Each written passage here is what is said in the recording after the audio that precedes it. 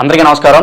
ఇవాళ మనతో ప్రముఖ ఆస్ట్రాలజర్ వంగర రవిశంకర్ శర్మ గారు మనతో ఉన్నారు. వారితో మాట్లాడదాం. గురుగారు నమస్కారం. నమస్కారం అండి. గురుగారు, ఆగస్టు నెలలో వృషభ రాశి వారికి ఎలాంటి ఫలితాలు ఉండబోతున్నాయి కాస్త వివరించండి. తప్పకుండా. వృషభ రాశి వారిని మనం గమనించినట్లయితే ఈ రాశి వారికి వచ్చేటప్పటికి ఈ యొక్క నెలలో ఫస్ట్ 16 days చాలా అనుకూలమైనటువంటి ఫలితాలుగా చెప్పొచ్చు. జన్మరాశిలో వచ్చేటప్పటికి కుజగ్రహ సంచారం జరుగుతుంది. తృతీయంలో వచ్చేటప్పటికి రవి ఉన్నాడు అనమాట. ఈ రాశి వారికి ముఖ్యంగా వచ్చేటప్పటికి ఉద్యోగ పరంగా చాలా అనుకూలంగా ఉంటుంది. విదేశీయాన ప్రయత్న సంబంధితమైన విషయాలు, దూర ప్రాంత ప్రయాణ సంబంధితమైన విషయాల్లో అనుకూలత అనేది ఎక్కువగా ఉంటుంది. అదేవిధంగా వీరు చేసేటువంటి పనిలో వచ్చేటప్పటికి ఉన్నతాధికారులు, మరి అదేవిధంగా హై ప్రొఫెషనల్స్ అన్నమాట. అంటే వీరి పైన ఉండేటువంటి ఉన్నతాధికారులు ఎవరైతే ఉంటారో కార్యాలయాల్లో కానీ గృహంలో కానీ ఎక్కడైతే పనిచేస్తుంటారో వారితో వీరు వారి యొక్క మన్ననలు పొందగలుగుతారు అన్నమాట. ప్రమోషన్స్ వచ్చే అవకాశం ఉందంటారు. ఆ ప్రమోషన్స్ పరంగా కూడా కొంచెం బాగుంటుంది. ఇంక్రిమెంట్స్ పరంగా కూడా చాలా అనుకూలమైనటువంటి ఫలితాలుగా చెప్పచ్చు. ఎవరైతే ఉద్యోగ ప్రయత్న సంబంధితమైన విషయాల గురించి ప్రయత్నం చేస్తుంటారో వృషభ రాశి వారికి కొత్త ఉద్యోగం రావటం, అంటే కొత్త ఉద్యోగ ప్రయత్నాల్లో అనుకూలత అనేది బాగా పెరగడం అనేది ఒక మంచి అనుకూలమైనటువంటి ఫ్యాక్టర్ అన్నమాట.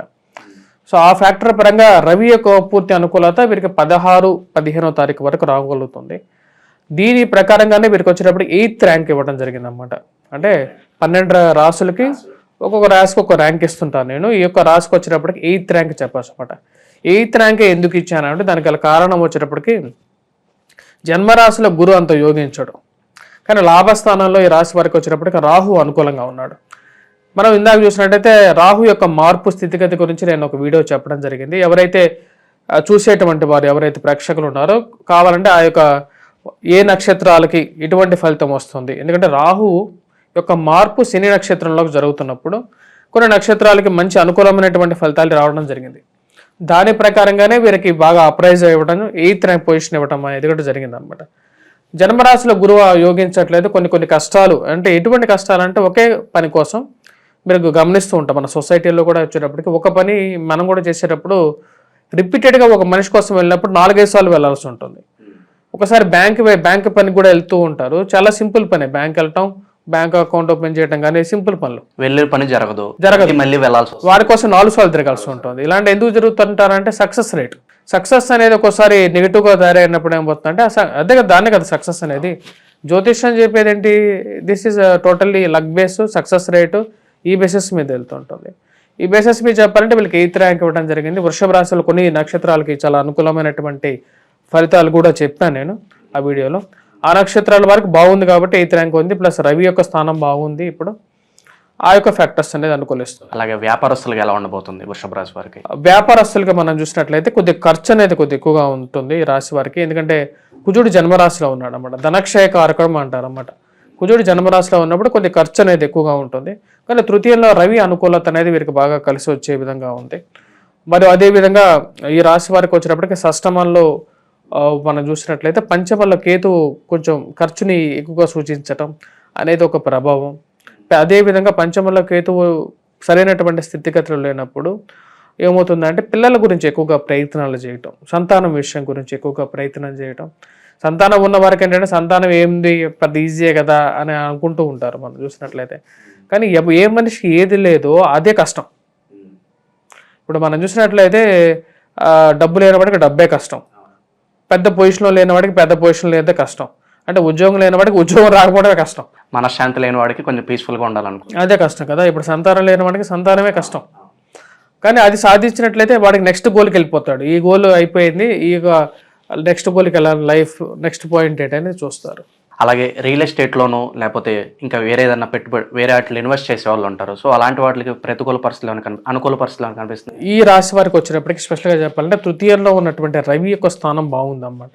ఈ ఫస్ట్ 15 daysలో వీరు ఏదైనా కార్యాలు చేసుకుంటే కొద్దిగా సక్సెస్ రేట్ అనేది ఎక్కువగా ఉంటుంది. అంటే గురువు యొక్క అనుకూలత కొంచెం తక్కువగా ఉన్నా సరే రవి స్థానం బాగుంది కాబట్టి కార్యాలయాల్లో పనిచేసేటప్పుడు వాళ్ళ ఉన్నతాధికారులతో వారి యొక్క మెప్పు పొందడం అనేది ఒక మంచి పాజిటివ్ ఇంపాక్ట్ అనేది ఉంటుంది.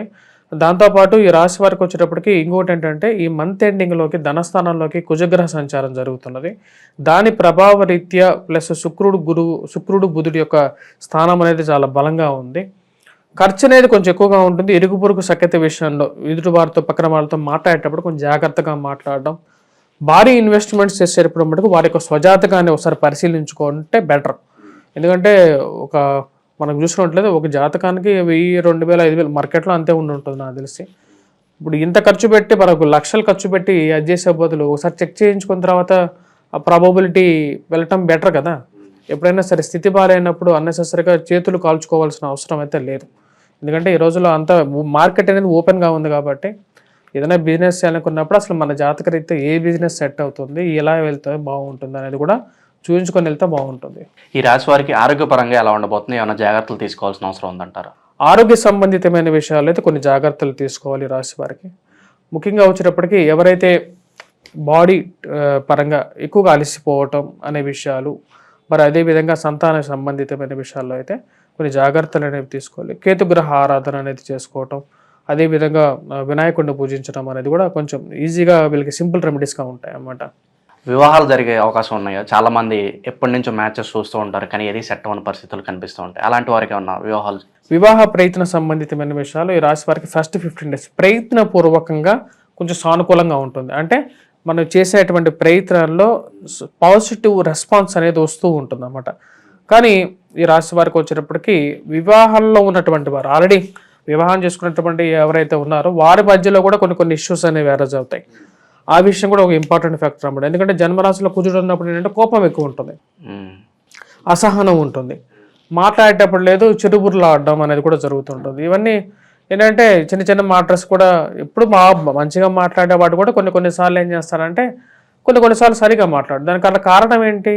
తనకు ఉన్నటువంటి గ్రహస్థితి, తనకు ఉండేటువంటి పరిస్థితి అన్నమాట. ఈ యొక్క పరిస్థితి రీత్యా వాటి నుంచి బయటకు రావడానికి ఎక్కువగా ప్రయత్నం చేయాలి. 27వ తారీఖు తర్వాత ఈ స్థితిలో కొన్ని మార్పులు అనేవి వస్తాయి. ప్లస్ ఫస్ట్ 15 daysలో వచ్చేటప్పటికి వీరికి మంచి సక్సెస్ పరంగా అనుకూలంగా ఉంటుంది. విద్యార్థుల పరంగా ఎలా ఉండబోతుంది? వీరికి ఫారెన్ యూనివర్సిటీలో ఏమన్నా అడ్మిషన్ దొరికే అవకాశం ఉందంటారా?